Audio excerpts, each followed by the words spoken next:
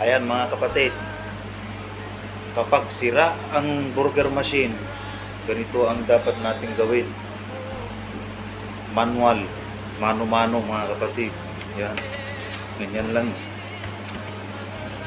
Oh, di ba? Naging hugis na ng burger. Oh, ayan. Burger na siya. Ganito lang, ganito lang ang technique. Takip ng garapon. Galot, yan.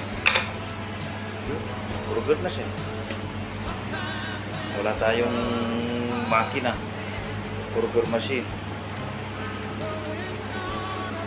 Ganyan-ganyan mo lang. Fresh mo lang. Kaya pag gusto nyong gumawa rin ng burger sa inyong bahay, gusto nyong magluto ng burger, ganito lang ang dapat gawin. Bili kayo ng giniling na karne, manok o baka, baboy.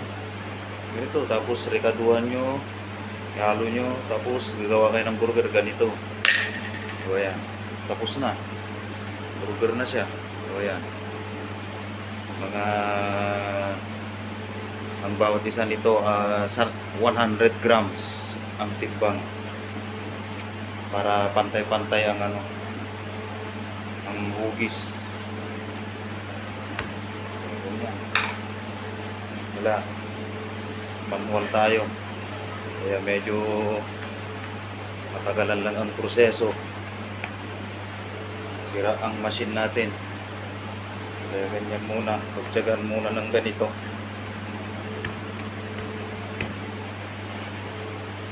Yan, dali lang oh. Tapos na.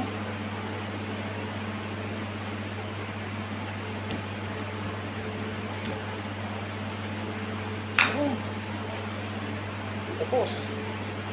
Oh, marami pa akong gagawin oh. Ayan oh, marami pa.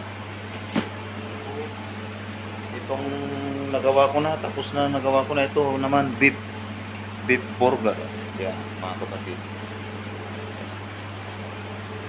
Promo kasi ngayon to, kaya gagawa tayo. Ayan. Ganun lang po, tips sa mga gustong gagawa ng burger sa inyong bahay, home remedy.